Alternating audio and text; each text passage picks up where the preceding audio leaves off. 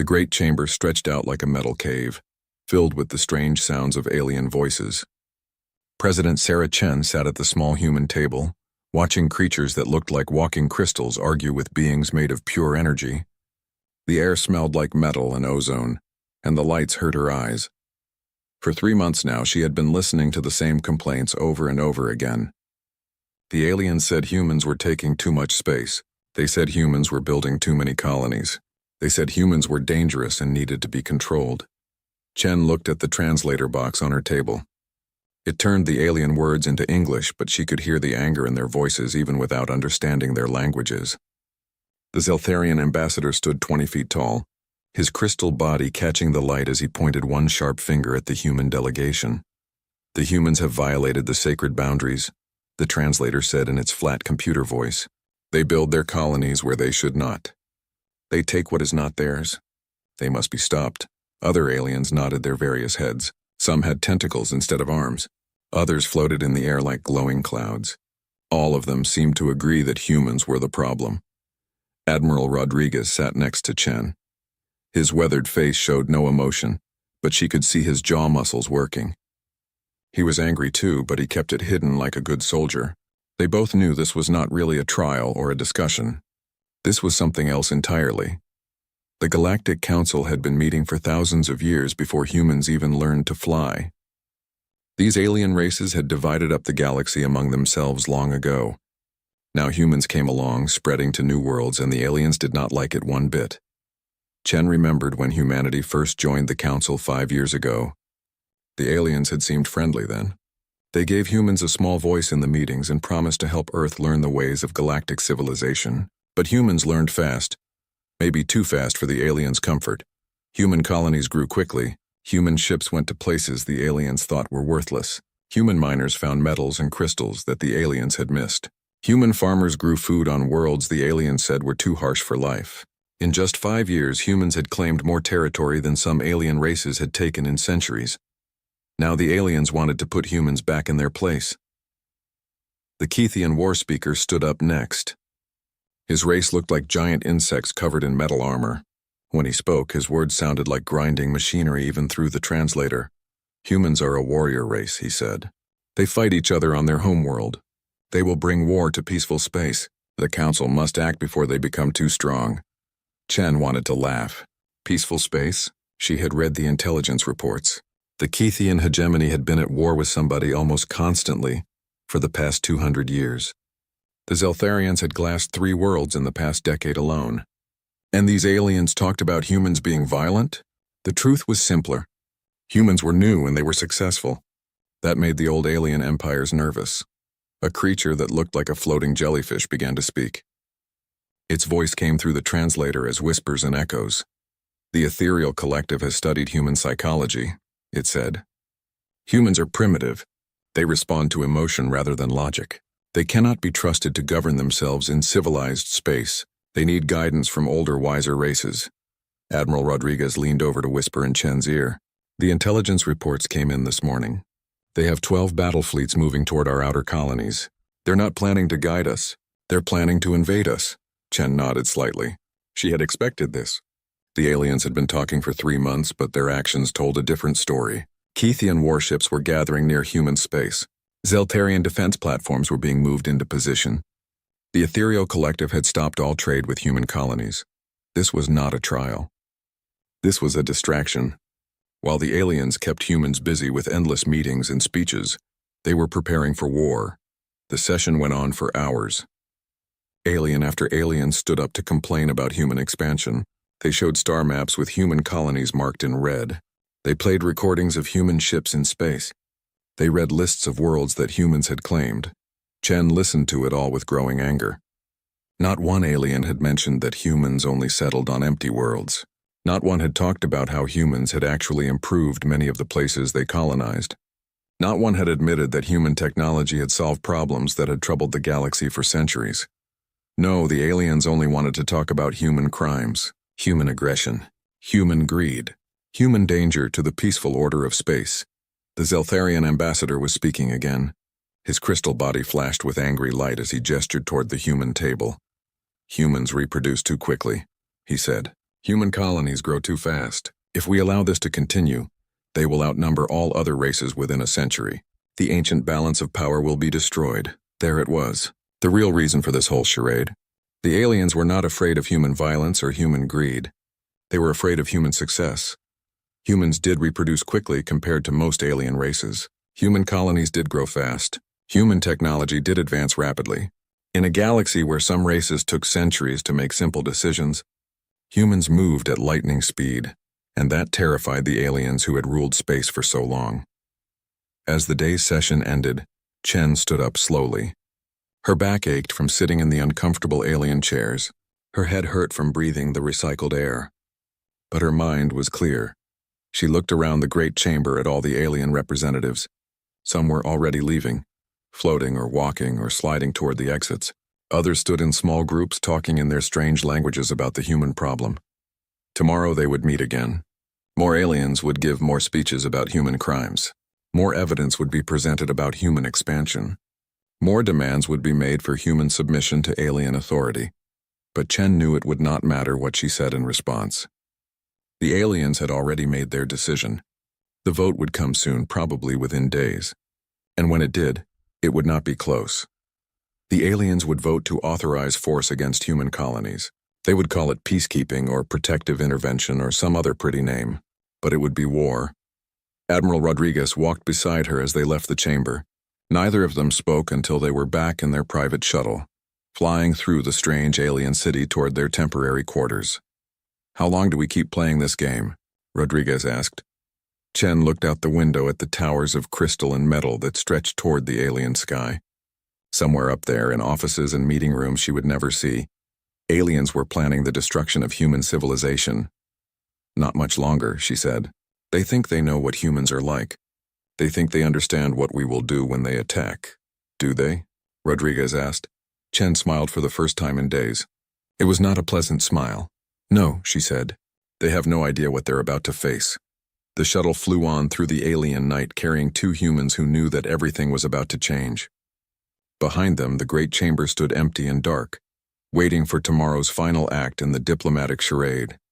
The aliens thought they were so clever. They thought they had humans trapped and helpless. They thought wrong. The chamber was fuller today. Word had spread that the council would finally vote on the human question. Alien representatives filled every seat, and more floated in the air above or clung to the walls with tentacles and claws. President Chen sat in the same uncomfortable chair, watching the Kethian war speaker present his evidence. Holographic images floated above the center of the room, showing human military bases and weapon factories. The pictures had been taken by spy satellites and stealth ships that thought humans could not detect them. "Observe the human preparations for war," the war speaker said. His insect-like face clicked and buzzed as he spoke. "They build weapons while claiming to want peace. They train soldiers while sitting in our council chambers. They speak of cooperation while preparing for conquest." Chen had to admit the pictures were impressive. The aliens had found most of the obvious human military installations. They had counted ships and weapons and soldiers. They had mapped defensive positions and supply lines. What they had not found was far more important, but Chen kept her face blank. Let them think they knew everything. Let them believe their intelligence was complete. The ethereal collective's representative spoke next. Its jellyfish body pulsed with different colors as it projected thoughts directly into the translator system. "Human minds are chaotic and violent," it said in its whispering voice.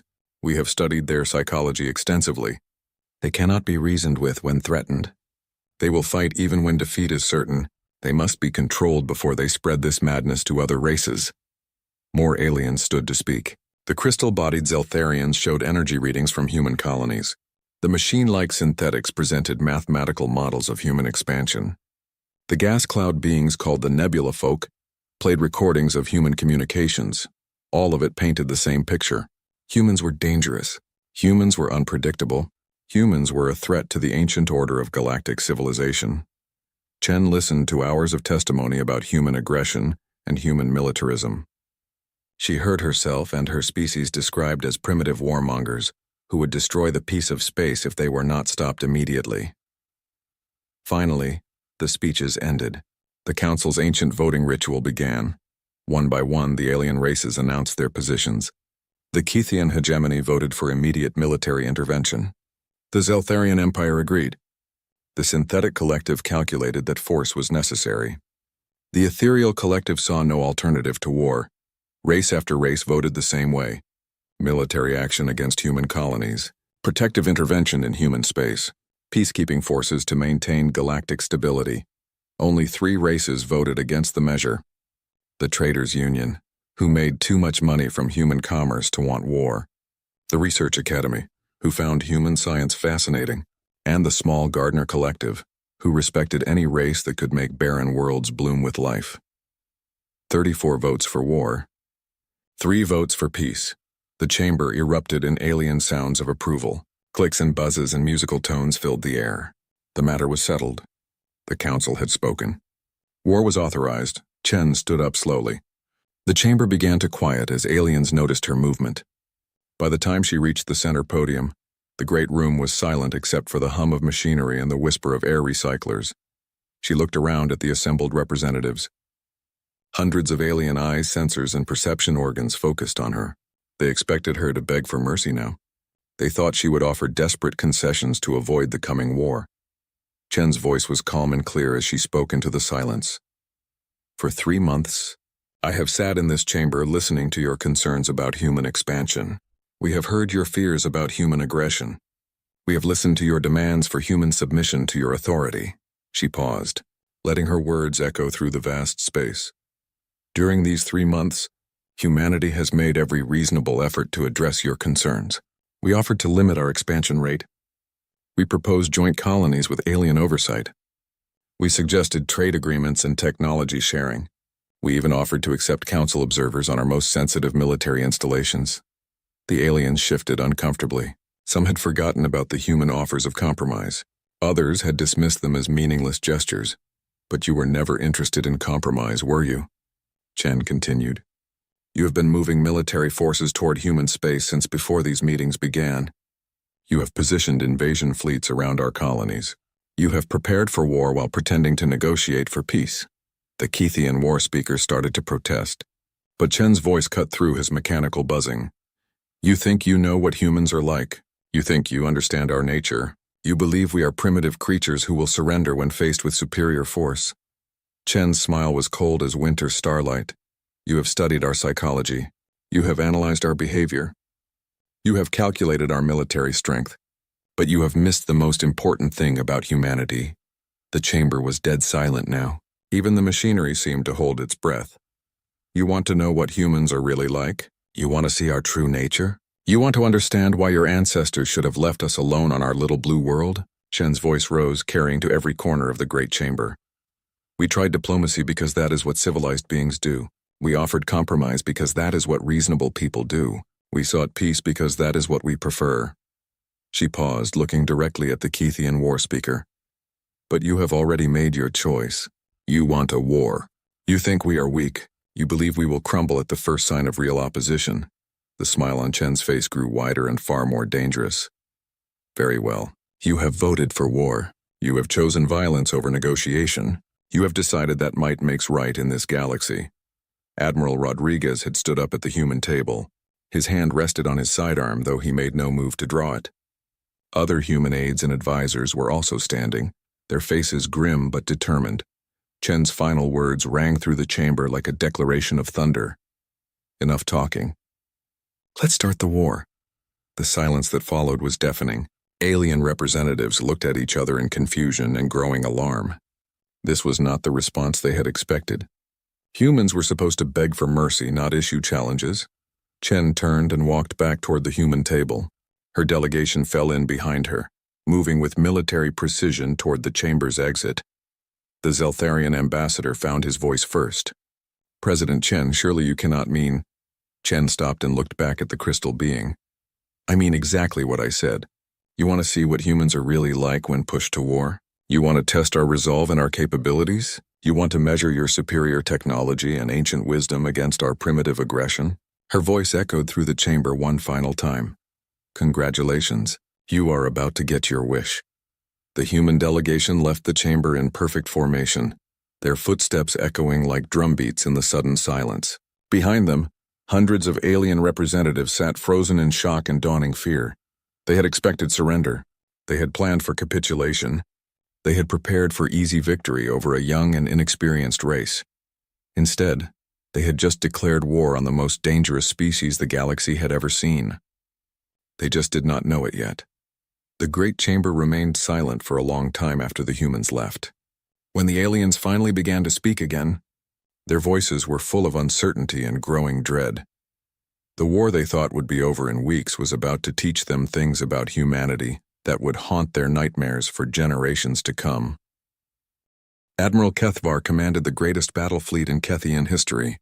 800 warships followed his flagship through the dark space between stars, heading toward the human home system. The fleet was so large it took 3 hours for all the ships to pass through a single jump point. Kethvar stood in his command chamber, studying the tactical displays with satisfaction. His intelligence officers had counted only 200 human warships in the entire Sol system. The humans had some orbital defense platforms, but nothing that could stop a force this size. The plan was simple. Jump into the outer edge of the human system, demand immediate surrender, and when the humans refused, destroy their military forces in a quick battle.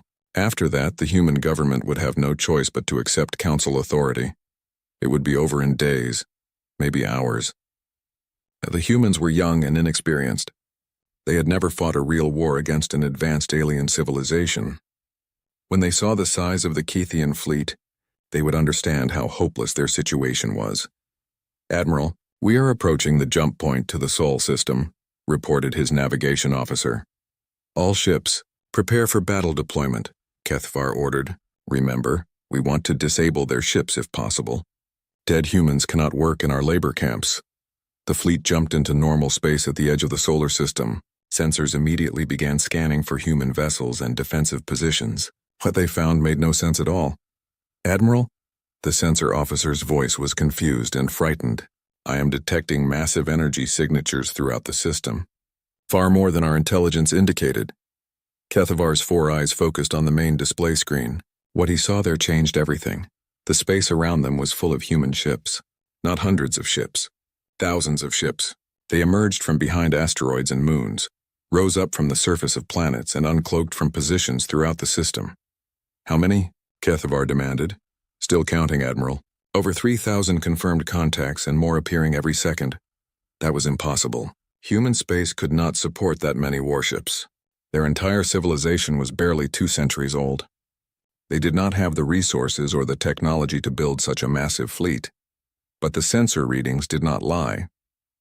The human ships were there, real and solid and armed with weapons that were already beginning to lock onto Kethian targets. A communication signal reached the flagship. The face that appeared on the screen was an older human male, wearing the uniform of Earth's military. His gray hair was cut short and his eyes were hard as steel. "I am Admiral Rodriguez of the Earth Defense Force," the human said. "You have entered our territory with hostile intent. You have 30 seconds to withdraw, or we will consider your presence an act of war." Kethvar laughed, a harsh clicking sound that filled his command chamber. "Human, you are outnumbered and outgunned. We represent the authority of the Galactic Council. Surrender immediately and your deaths will be quick." Admiral Rodriguez smiled. It was not a pleasant expression. "You wanted to see human nature, Admiral. Here it is." The communication ended. A second later, every human ship in the system opened fire. Kethvar had fought in dozens of battles across 3 centuries of warfare. He understood space combat better than any Kethian alive. But what happened next broke every rule of military science he had ever learned. The human ships moved wrong. Instead of forming orderly battle lines like civilized races, they swarmed around the Kethian fleet like angry insects. They used the gravity of planets and moons to achieve impossible speeds, slingshotting around celestial bodies to attack from unexpected angles. Human weapons were wrong too. Instead of the standard plasma cannons and particle beams that every advanced race used, the humans threw rocks. Actual asteroids, accelerated to incredible speeds by magnetic launchers. The kinetic impact of a mountain-sized rock moving at a significant fraction of light speed could destroy any ship ever built. But the worst part was how the humans fought. They showed no fear, no hesitation, no mercy. Kethian ships that tried to surrender were ignored. Damaged vessels that attempted to retreat were hunted down and destroyed. The humans fought like creatures that enjoyed the act of killing. "Admiral, the carrier Bone Crusher is reporting massive hull breaches," his communications officer reported. "The dreadnought Death's Hand has lost main power. The escort squadron covering our port flank has been completely destroyed." Kethvar watched his beautiful fleet being torn apart by creatures he had thought were primitive savages. Human ships darted between his heavy vessels like small fish among sharks, too fast and agile for the Kethian gunners to track effectively. One human vessel, much smaller than his flagship, came directly at them through a storm of defensive fire. Kethvar watched in amazement as the tiny ship avoided every shot, using debris from destroyed vessels as cover. "What are they doing?" he demanded.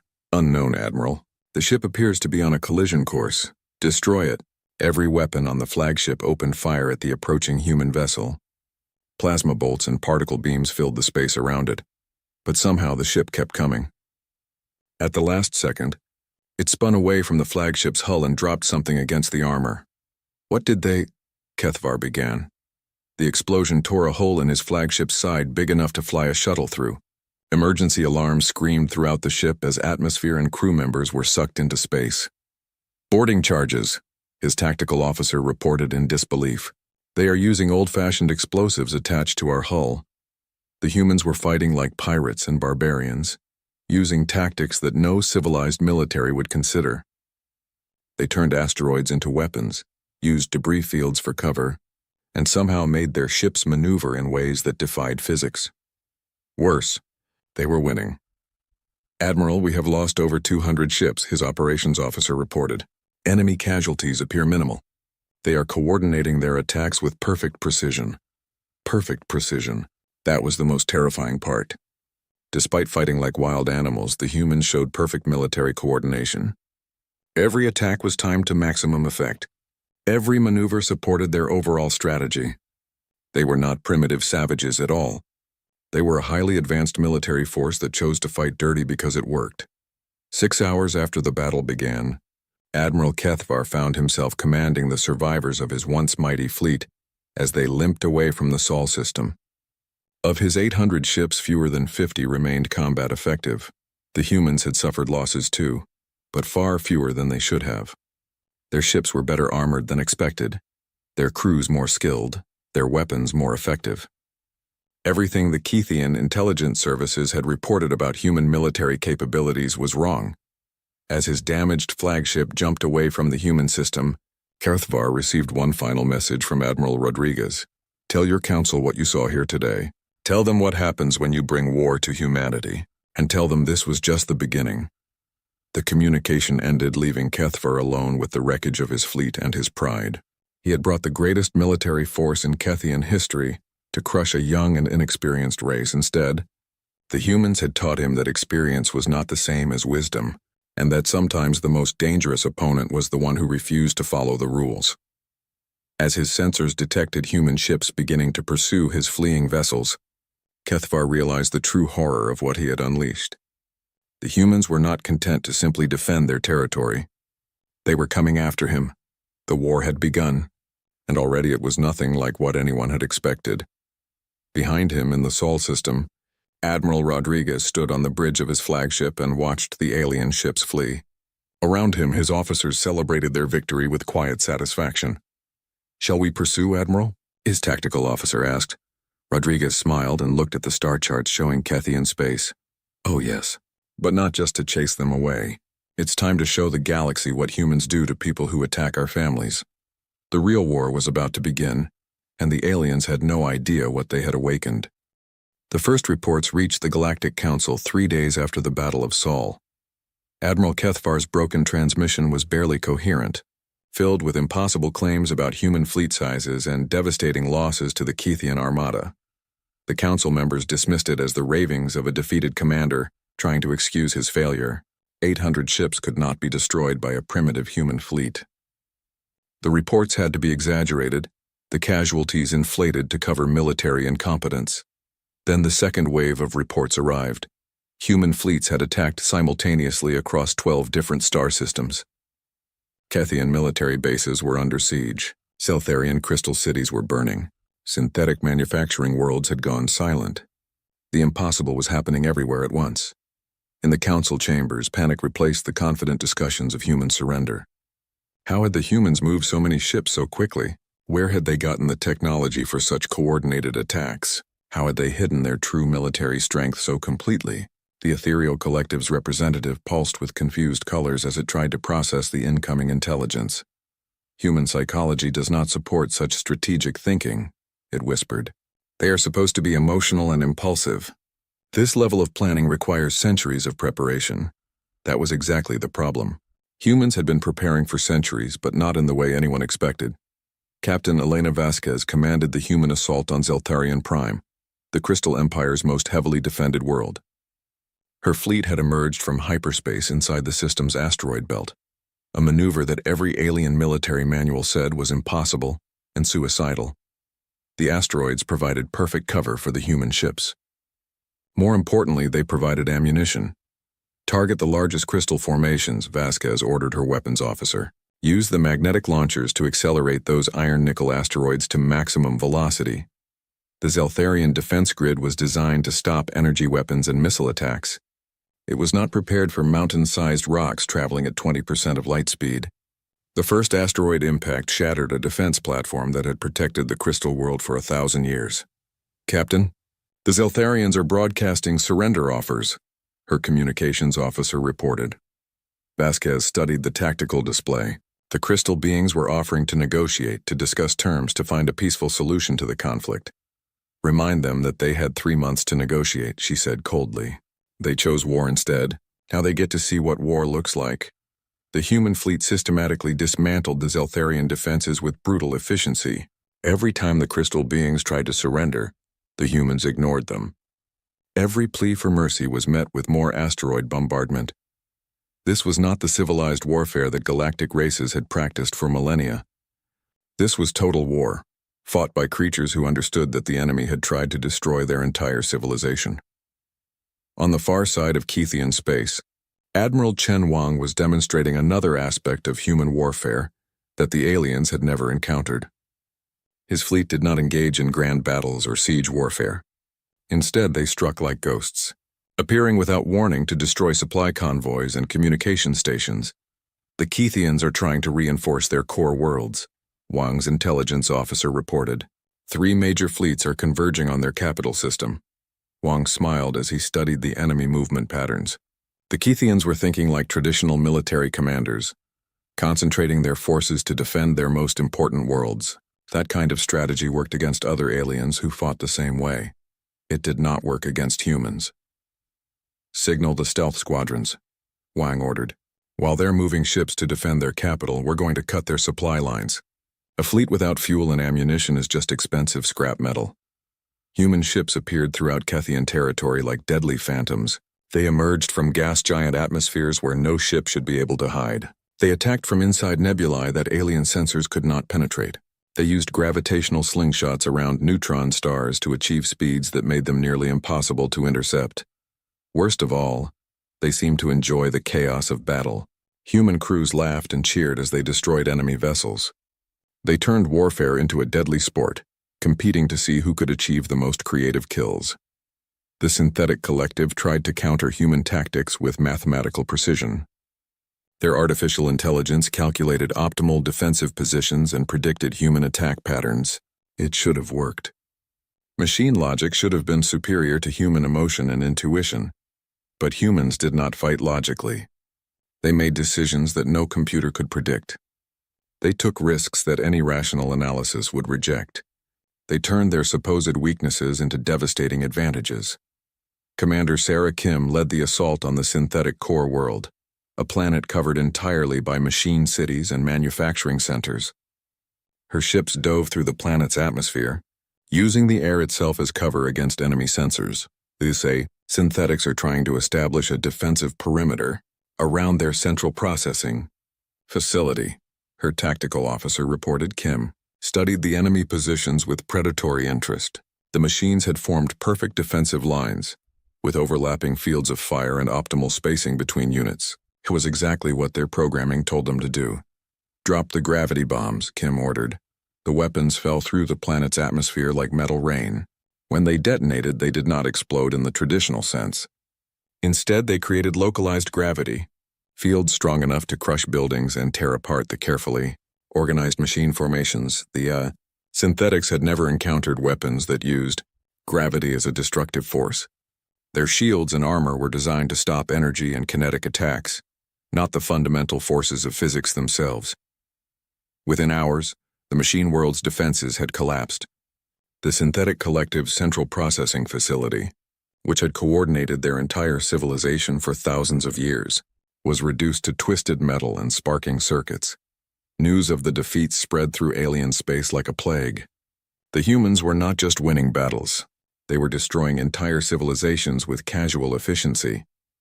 President Chen monitored the war's progress from her mobile command center, a massive ship that served as both military headquarters and diplomatic facility. Reports flowed in from every front, each one detailing another human victory. The Keithian government is requesting a ceasefire, her chief of staff reported. They want to negotiate a peaceful settlement. Chen looked at the star chart showing human fleet positions throughout alien space. In just 3 weeks, humanity had gone from defending a single system to threatening the heart of multiple galactic empires. Tell them we'll consider their request, she said, after we finish what they started. The aliens had spent 3 months talking about human aggression and primitive violence. They had voted for war, believing that superior technology and ancient wisdom would ensure easy victory. Now they were learning what human aggression really looked like when unleashed. Against an enemy that had tried to destroy their civilization, they were discovering that sometimes primitive violence was more effective than advanced tactics. Most importantly, they were realizing that they had awakened something in humanity that could not be easily put back to sleep. The war that was supposed to last days had become a nightmare that consumed entire star systems. And the humans were just getting started. Admiral Rodriguez broadcast a message to every alien world in the galaxy, transmitted on every frequency and in every language. You wanted to see what humans are capable of when pushed to war. You wanted to test our resolve and measure our strength. Congratulations. You're getting a complete demonstration. His face was calm, but his eyes burned with cold fire. This could have been avoided. We offered peace, compromise, and cooperation. You chose violence instead. Now you get to live with the consequences of that choice. The message ended, leaving billions of alien beings to contemplate the horror they had unleashed upon themselves. The galaxy was learning that there were worse things than human expansion and human colonies. There was human vengeance, human warfare, and human determination to finish what others had started. And the lesson was far from over. 18 months after President Chen declared war in the council chambers, the same alien representatives gathered again. But this time, they met aboard the human dreadnought Indomitable, orbiting the ruins of what had once been the Keithian capital world. The great warship was 10 kilometers long and bristled with weapons that had never existed in alien nightmares. Its hull was scarred from dozens of battles, but it flew proudly through space like a monument to human determination. President Chen sat at the head of a long conference table in the ship's diplomatic section. Around her sat Admiral Rodriguez, Fleet Commander Vasquez, and other human military leaders whose names had become legends of terror throughout alien space. Across from them, the alien representatives looked very different than they had 18 months ago. The proud Keithian war speaker now wore the simple robes of a defeated enemy. His insect-like eyes were dull with exhaustion and despair. The crystal body of the Zeltharian ambassador had several dark cracks running through it, scars from the psychological trauma of watching his civilization burn. The ethereal collective's representative had dimmed to a pale shadow of its former glory. The machine delegates from the synthetic collective moved with jerky, uncertain motions, their programming still struggling to process the concept of total defeat. The terms are quite simple, Chen said, sliding a datapad across the table. Full reparations for the unprovoked attack on human space. Recognition of all human territorial claims, including the systems you said we could never have. Immediate withdrawal of all military forces from the border regions. The Keithian delegate's claws clicked nervously against the table surface. These terms.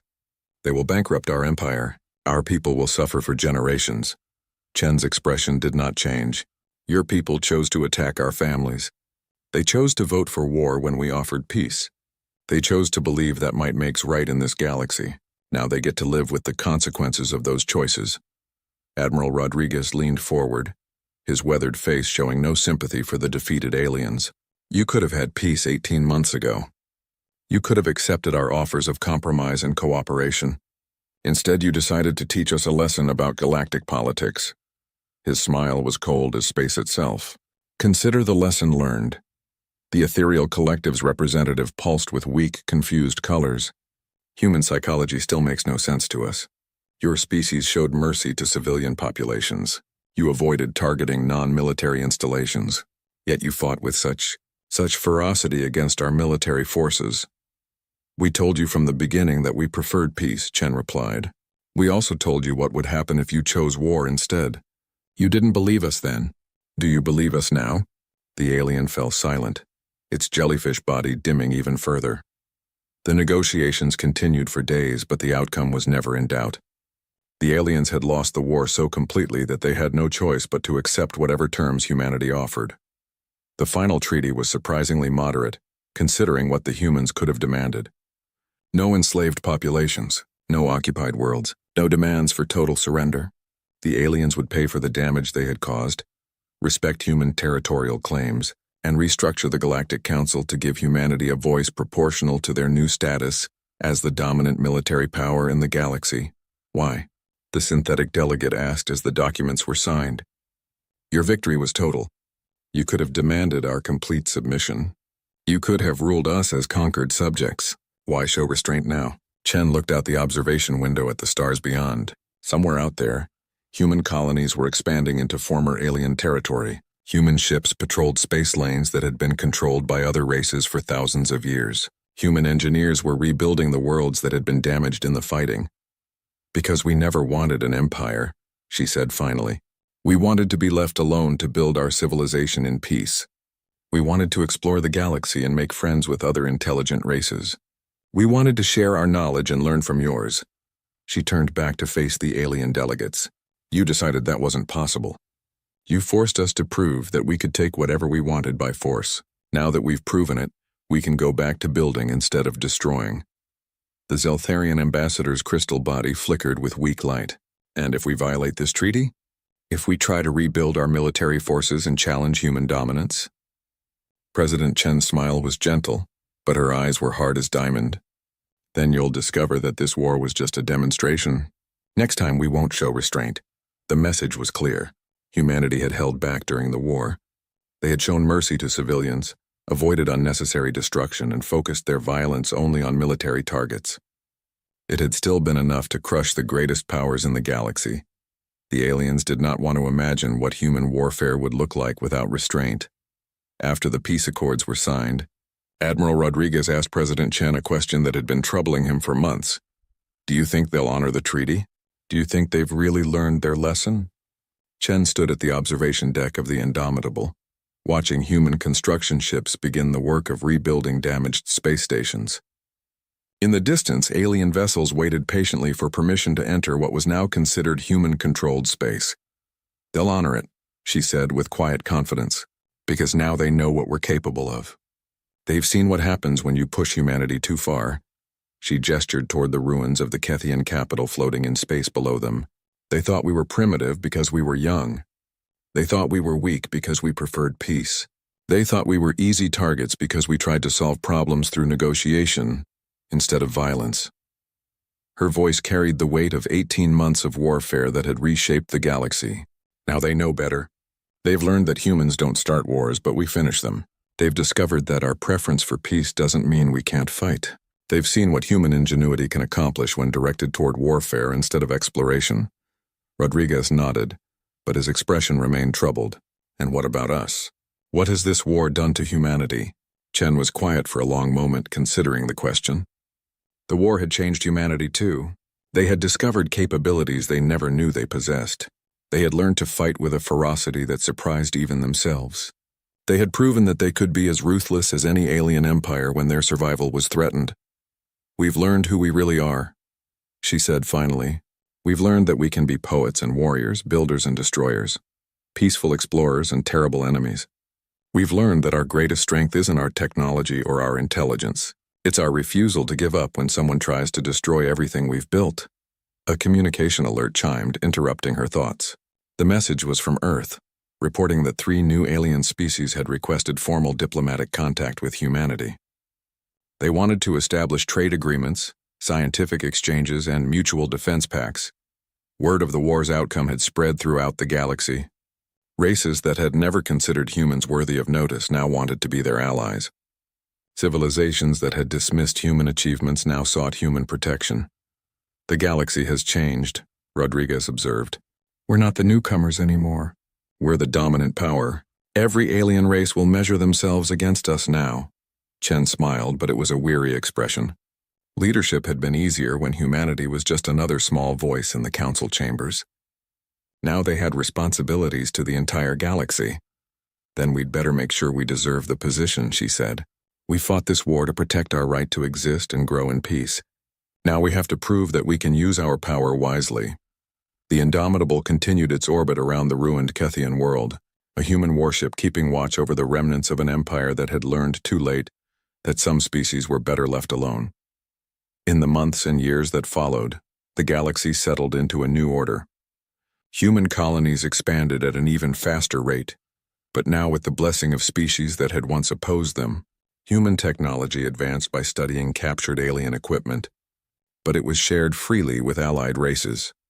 The Galactic Council was restructured with humanity holding the position of military leadership that the Kethian hegemony had once claimed. But humans used that position differently, focusing on exploration and peaceful development rather than conquest and domination. Sometimes, though, when alien races forgot the lessons of the war and began to threaten human colonies or allied worlds, the galaxy was reminded of what humanity was truly capable of. Those reminders were brief, decisive, and absolutely terrifying.